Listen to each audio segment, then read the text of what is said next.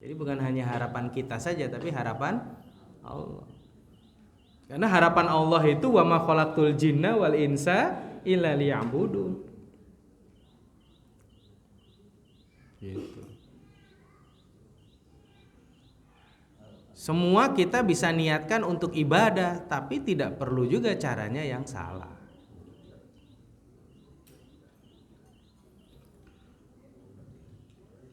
Bila belum, maka hal-hal strategis apa yang akan kita lakukan agar sesuai harapan kita dan Allah. Kembalinya itu harapan kita dan harapan Allah. Kenapa saya memilih tidak? Kitanya tetap saya taruh, bukan harapan Allah saja, tapi juga harapan kita. Karena mukmin yang cerdas, dia berhusnudzon kepada Allah. Ketika berhusnudzon kepada Allah, maka dzonnya itu akan sesuai dengan kebaikan. Ana inda dzonni abdi, kata Allah. Aku bagaimana prasangka hambaku, tapi itu ada syaratnya, yaitu prasangka yang baik. Gitu. Kalau kita udah berhusnudzon sama Allah, maka dzonnya juga akan terjadi selama itu husnudzon. Nggak boleh kita bersuuzon, wala tasuuzonan, kan? Tasuuzonan kepada Allah ada ayatnya, nggak boleh, nggak bisa. Ini pentingnya kita untuk memvisualisasikan, menafirmasikan terus setiap kebaikan-kebaikan itu. Bila sudah, apakah yang sudah kita capai bisa menjadi bekal ke akhirat? Lagi-lagi yang terakhir kita nggak mungkin bisa menghitungnya, karena kita hanya mampu untuk apa? Hanya mampu untuk menghitung globalnya saja. Tapi hebatnya Allah, Allah pasti memberikan kemampuan kepada kita untuk mengingat dosa-dosa kita. Perhatikan, saat kita beristighfar, Allah akan hadirkan dosa-dosa kita terdahulu. Dihadirkan, jadi diingat sampai bisa kita sebut, pasti bisa kita sebut. Tapi kalau kebaikan, itu tanda bahwa Allah itu menerima, dilupakan semua kebaikannya sampai kita udah nggak bisa ngitung. Udah, itu berarti tandanya udah Allah ridho udah.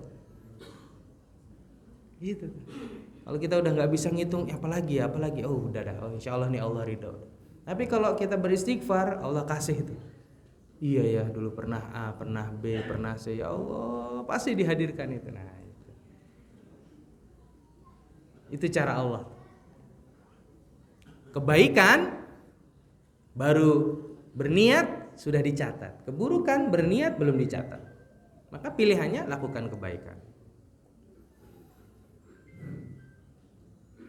Selesai. Alhamdulillah. Nanti materinya saya share ke Pak Jitri buat dibagi-bagi ke kawan-kawan. Demikianlah kajian kita pada pagi hari ini. Semoga kita menjadi golongan ulaika humul akyas, orang-orang yang cerdas, yang utamanya adalah sering mengingat kematian, memahami visi misi bahwa kehidupan kita tidak hanya berhenti di dunia, tapi juga kembali kepada akhirat.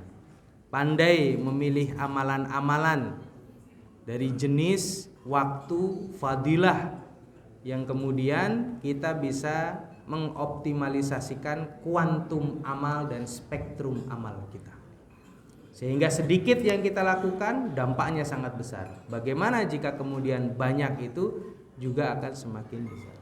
Satu-satunya kekuatan yang membuat amal itu diterima adalah niat karena Allah. Kalau niatnya karena Allah, maka kita akan langsung mendapatkan garansi innallaha la yudhi'u ajral muhsinin. Allah tidak akan menghilangkan pahala orang-orang yang berbuat baik. Jangan khawatir. Dan jangan sampai kemudian kita melakukan perbuatan sia-sia lantaran prasyarat perbuatan tersebut tidak terpenuhi. Ya. Misalnya sholat, wudunya tidak pas, kemudian membaca Al-Quran tidak dalam keadaan suci, atau misalnya bersedekah tapi dari harta yang tidak pas. Nah, ini menjadi tertolaknya amal-amal tersebut. Ini saja yang dapat saya sampaikan. Silakan jika ada pertanyaan. Wabillahi taufiq wal hidayah. Assalamualaikum warahmatullahi wabarakatuh.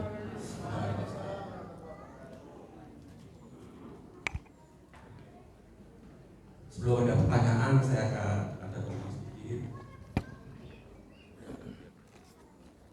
Jadi ada undangan pabrik akbar di Masjid